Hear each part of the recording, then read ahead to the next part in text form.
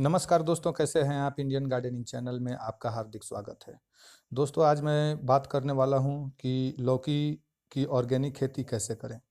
जी हाँ दोस्तों, ऑर्गेनिक से मेरा मतलब ये है कि हम इस पौधे में वैसे कोई भी फर्टिलाइज़र का इस्तेमाल नहीं करते हैं जिसमें केमिकल युक्त हो। इसमें सभी सभी प्रकार के सिर्फ जैविक खाद का ही प्रयोग करते हैं, इसलिए ये लौकी मैं जैविक तरीके से बिल्कुल उपजा रहा हूँ और लौकी का ये जैविक खेती है।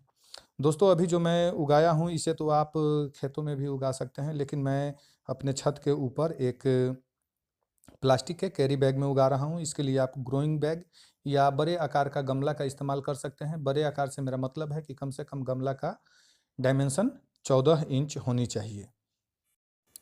दोस्तों, ऑर्गेनिक सब्जियां अन्य सब्जियों की अपेक्षा बहुत ज़्यादा फायदेमंद होती हैं, लेकिन इसमें एक ख़ास बात होता है कि इनके पौधे और फल काफ़ी छोटे-छोटे होते हैं। इनके पौधे भी बहुत ज़्यादा बड़े नहीं होंगे और छोटे साइज़ में ही वो फल देने शुरू कर देंगे। जैसा कि आप देख पा रहे हैं कि मेरा लगभग 1 से डेढ़ फीट का एक लौकी का पौधा है, जिसमें 3-4 बड़े लौकी के फल लगे हुए हैं और लगभग 7 से 8 बहुत छोटे-छोटे फल इसमें अभी निकल आए हैं। तो दोस्तों, इसमें यदि आप ग्रोइंग बैग में इसे आप उपजाते हैं तो एक चीज़ की भारी दिक्कत होती है कि इनमें न्यूट्रिएंट्स की कमी हो जाती है, क्योंकि इनका रूट को सर्वाइव करने के लिए बहुत ज़्यादा एरिया इनको नहीं मिलता है। कम एरिया में और कम मिट्टी में ही इन्हें वो सारे न्यूट्रिएंट्स चाहिए होता है जो इनको फल को अच्छे बनाने में इनका सहयोग करे। तो दोस्तों, इस तरह से आप जैसा कि देख पा रहे हैं कि मैंने छोटे से पॉट में लगाया है, तो इसके लिए मैं इनमें कुछ अलग से न्यूट्रिएंट्स मिलाऊंगा, क्योंकि अब इनके जो फल हैं तैयार होने के लिए निकल आए हैं और यदि मैं अलग से इसमें न्यूट्रिएंट्स नहीं मिलाता हूँ तो ये फल शायद काले होके गिर भी जाएंगे, मुरझा भी जाएंगे, या हो सकता है कि होंगे भी तो बहुत छोटे-छोटे। तो थोड़े से इनके आकार को बढ़ाने के लिए, हालांकि ये हाइब्रिड की तरह बड़े-बड़े तो नहीं हो पाएंगे, लेकिन जो भी होंगे ये काफ़ी स्वादिष्ट और सेहतमंद इनमें सब्जियां हमें प्राप्त होगी। तो चलिए दोस्तों, इस वीडियो में बात करते हैं कि आखिर में जैविक तरीके से इसको उपजाने के लिए कौन से न्यूट्रिएंट्स देने की हमें आवश्यकता होगी। इस लौकी के पौधे में न्यूट्रिएंट्स की बात कर लें तो आप जैविक खाद के रूप में बहुत सारे चीज़ इसमें मिला सकते हैं। जैविक खेती के तरीके काफ़ी साधारण और सरल होते हैं, इसलिए इसमें बहुत ज़्यादा कोई बड़े चीज़ों की आवश्यकता नहीं होती है। आज इन पौधों के लिए मैं ये 3-4 खाद लेकर के आया हूँ, मात्र इनको मिलाऊंगा और अच्छी तरह से इसके फल इसमें सर्वाइव करेंगे। पहला चीज़ जो आप देख पा रहे हैं कि ये मैंने ग्लास में, एक ग्लास से थोड़ा सा कम नीम का खल्ली लिए हुआ है। ये नीम के खली आपको आसानी से किसी भी मार्केट में बीज दुकान पे मिल जाते हैं। और ये दूसरा आप देख रहे हैं, ये बोन मील है।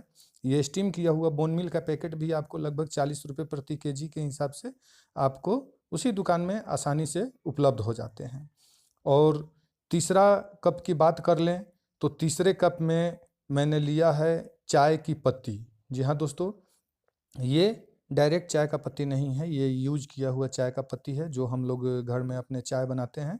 छान लेने के बाद जो पत्तियां बच जाती है उन्हें अच्छी तरह से पानी से धो करके मैं उसे सुखा लेता हूँ। ये भी बहुत अच्छा एक जैविक खाद है। तो ये 3 खाद लिया है और पौधों को अच्छी तरह से, पौधों में मेरा नाइट्रोजन की मात्रा बरकरार रहे, इसके लिए मैंने लिया है काऊ डंग, यानी कि गाय का जो सड़ा हुआ गोबर होता है। इसके बदले में आप, यदि गाय का सड़ा हुआ गोबर नहीं मिलता है तो आप इसके बदले में बाजार से खरीदा हुआ जैविक खाद का आप इस्तेमाल कर सकते हैं। तो चलिए दोस्तों, इन तीनों चीज़ों को मैं उस गोबर के खाद में इसको अच्छी तरह से मिक्स कर लूँगा और वो 4 चीज़ मिला कर के और मेरा बहुत अच्छा एक खाद का मिश्रण तैयार हो जाएगा। तो चलिए इसको एक बाल्टी में डाल करके अच्छी तरह से मिला लेते हैं। ध्यान रखें कि इसमें जो चीज़ भी है, खली हो या गोबर की खाद हो या कोई भी चीज़ का जो बड़ा-बड़ा टुकड़ा रह जाता है, बड़े-बड़े जो रहते हैं उनको तोड़ देंगे, तोड़ करके अच्छी तरह से इसके अंदर मिक्स कर लेंगे। तो इस बाल्टी में मैं मिला ले रहा हूँ सारे जैविक खाद को और ये मेरा भरपूर पौष्टिक एक खाद तैयार हो जाएगा और इससे पौधे में डालने से पौधों में कोई नुकसान भी नहीं होगी। नीम खली का जो काम है वो मेरे पौधों पर कीड़े मकोड़े नहीं लगने देंगे और जड़ में भी किसी भी प्रकार के कीड़ों का खतरा कम हो जाता है और इसे कई बीमारियों से भी बचाता है। इसी तरह इसमें जो मैंने बोन मील मिलाया है वो एक स्लो रिलीज फर्टिलाइज़र होता है। वो भी धीरे-धीरे ये इसमें अच्छी तरह से काम करती हैं। और उस मिश्रण को आप लौकी के अलावे गुलाब के पौधे में या नींबू के पौधे में भी इस मिश्रण को डाल सकते हैं। इससे पैदावार आपकी बहुत अच्छी होगी। जब पौधे में फूल आने के वक्त होते हैं, उस समय इस मिश्रण को मिलाइए, इससे बहुत ज़्यादा लाभ होगा। तो चलिए दोस्तों, इस मिश्रण को मैं इस लौकी के पौधे में डालता हूँ। पौधे में ध्यान रखें कि इसमें फूल और फल आ चुके हैं। इसको थोड़ा सा भी नुकसान पहुँचाने से मेरा पौधा को मतलब सूख सकता है और पौधा नुकसान हो सकता है। इसलिए आराम से पौधे के जड़ के आसपास में इस मिश्रण को हम रख देंगे और एक खुरपी के माध्यम से, पतला खुरपी का इस्तेमाल करें ताकि इसके रूट्स डैमेज नहीं हो, और ज़्यादा गहराई तक नहीं खोदेंगे। हल्का हल्का 2 या 3 इंच की खुदाई करेंगे ऊपरी परत पे, ताकि जो मैंने इसमें खाद का मिश्रण डाला है ये अच्छी तरह से मिट्टी के साथ मिल जाए। और ध्यान रखेंगे कि ये काम जो है जड़ से लगभग 1 इंच बाहर बाहर करना है, क्योंकि जड़ के पास में छोटे छोटे बहुत सारे जड़ होते हैं और वो कट जाने से इनके ग्रोथ पे भी असर पड़ेगा और इनके पैदावार पे भी असर पड़ सकता है। इसलिए धीरे धीरे इसके ऊपरी परत को के मिट्टी के साथ उस मिश्रण को अच्छी तरह से मिक्स कर देंगे। मिक्स करने के बाद इसे दिन भर सूखने देंगे और शाम के वक्त इसमें पानी को देंगे, ताकि ये फर्टिलाइज़र जो है रूट्स को जा कर के और न्यूट्रिएंट्स अभी से ही देना शुरू कर देंगे, और मेरे पौधे बिल्कुल हरा भरा रहेंगे और इनमें जो फल लगे हुए हैं उनको आसानी से बढ़ने में ये मदद करेंगे। तो ये जो मैंने मिक्स तैयार किया 4 चीज़ों का, फिर से आपको रिपीट बता देता हूँ कि ये लौकी के अलावे आप इसे अन्य सब्जियों और फलों पर या फूलों पर भी इसका इस्तेमाल कर सकते हैं।